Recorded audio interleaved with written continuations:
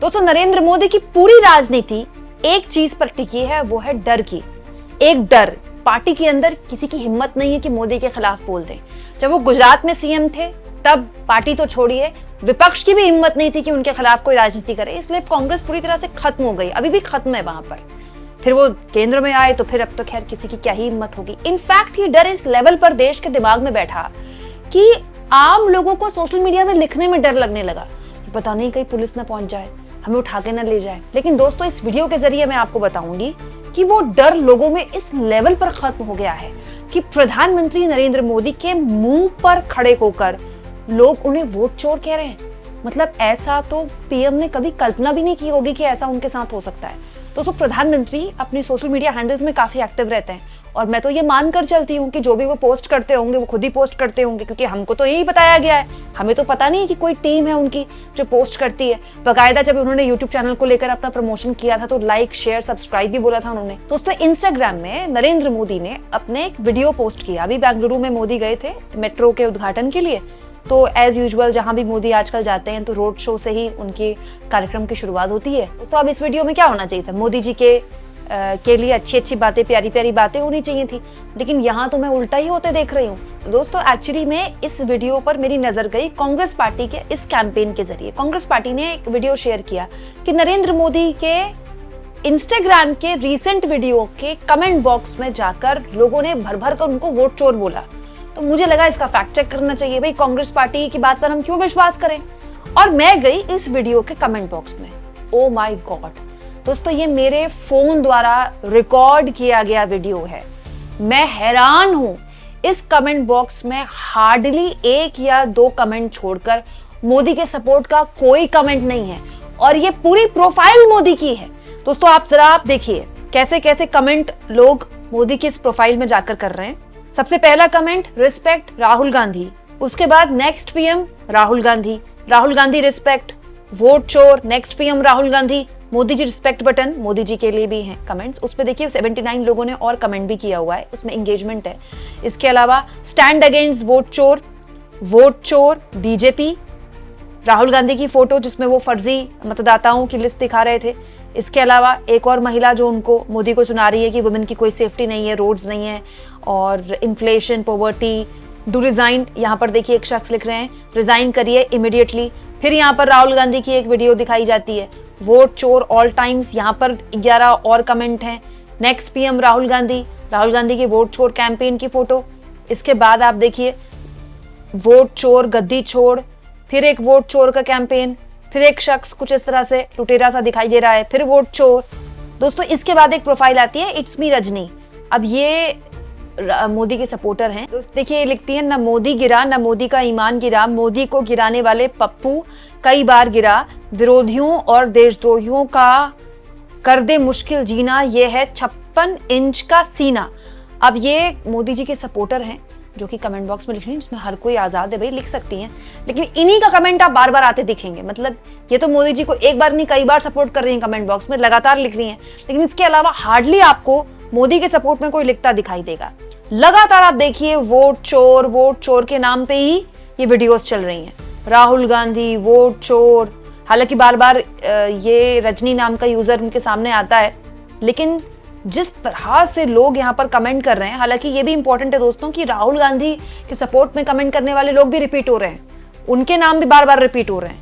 देखिए कुछ नाम हैं जो बार बार दिखाई दे रहे हैं, इससे समझ में आता है कि ये ऑर्गेनिक नहीं है, ये अपने आप नहीं हो रहा है, करवाया जा रहा है। लेकिन आप देखिए कितने बड़े लेवल पर वोट चोर पूरा कमेंट बॉक्स भरा हुआ है। दोस्तों, आपके पास खुद भी इंस्टाग्राम का प्रोफाइल है मोदी जी का, आप जाइए उनके प्रोफाइल में और मोदी की इस वीडियो में क्लिक कीजिएगा जहां पर वो बेंगलुरु में एक खुद ही उन्होंने वीडियो शेयर किया, उस कमेंट बॉक्स में जाइएगा तो आपको पता चल जाएगा। देखिए मैं ये नहीं कह रही कि ये सारे लोग जो कमेंट कर रहे हैं मोदी के कमेंट बॉक्स में सबके सब राहुल गांधी के पक्के सपोर्टर हैं, सबके सब नरेंद्र मोदी को वोट चोर मानते हैं। बहुत संभव है कि एक कांग्रेस आईटी सेल के लोग हों, क्योंकि देखिए आईटी सेल केवल बीजेपी का तो है नहीं, अब तो सबका आईटी सेल काम करता है। तो मैं ये नहीं कह रही कि ये पूरी तरह से ऑर्गेनिक है, मैं ये मानने को तैयार नहीं हूं, लेकिन ये अगर पूरी तरह से अनऑर्गेनिक है तो भी बीजेपी का आईटी सेल सबसे ताकतवर है भाई।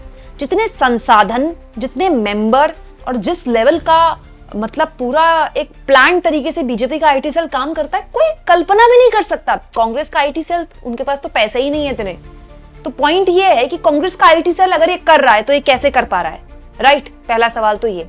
दूसरा, इसमें से मान लेते हैं कि कांग्रेस ये सब कुछ प्लान तरीके से करवा रही है कि मोदी के कमेंट बॉक्स में जाकर मोदी को वोट चोर बोलना, फिर उसकी वीडियो बनाना, फिर उस वीडियो को वायरल करना, और फिर हमारे जैसे लोग उसको फैक्ट चेक करने के लिए देखें तो हमको भी दिखे कि हाँ भाई ऐसे तो सच में लोग बोल रहे हैं। मान लेते हैं ये कि कांग्रेस ये करवा रही है, तो इसमें 10% लोग तो सच्चे होंगे, 10% नहीं 5% लोग तो सच्चे होंगे। मैं ये जानना चाहती हूं कि मोदी का डर कहां खत्म हो गया।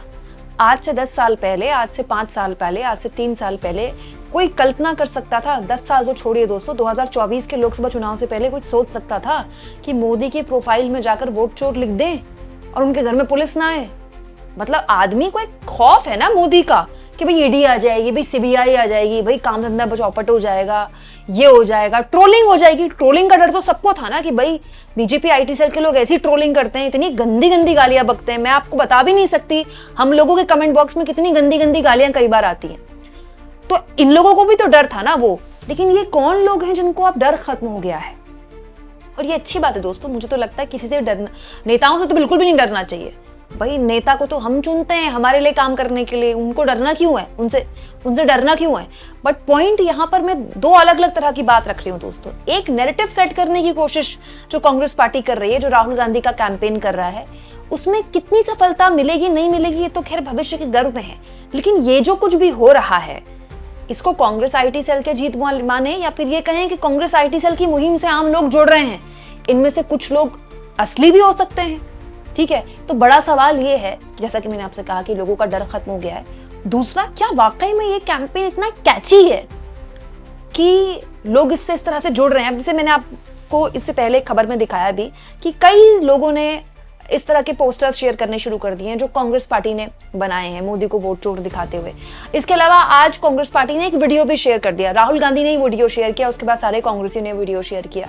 अब इस वीडियो को आप देखिए, बड़ा इंटरेस्टिंग वीडियो बनाया है, इसमें कॉमेडी भी है, ह्यूमर भी है, लेकिन कॉमेडी ह्यूमर के जरिए देश की इंपॉर्टेंट समस्या दिखाने की कोशिश की गई है। देखिए, बहुत तगड़ा इंतजाम की है, जीत निश्चित है। ओ भैया जी, कहाँ जा रहे हो? वोट डालने। का नाम है? गरीबदास। गरीबदास तो ही का नाम है और ये वोट डाल चुका है। घर जाओ। पर बेटा ये देखो, हमारा नाम, उम्र 50। अरे 50 का तो ई भी है। उका है ना कि पुराना खान पान बहुत तगड़ा रहा, दबा के घी खाएं। अब खुद ही देखो। और भैया मेरा वोट? का नाम है? जमुना देवी। अरे ये तो हमारा नाम है और हम तो वोट डाल चुके हैं। उका है ना कि आजकल हम लड़की लोगन में भी दाढ़ी मूछ रखने का फैशन चल रहा है। चलिए जाइए जाइए।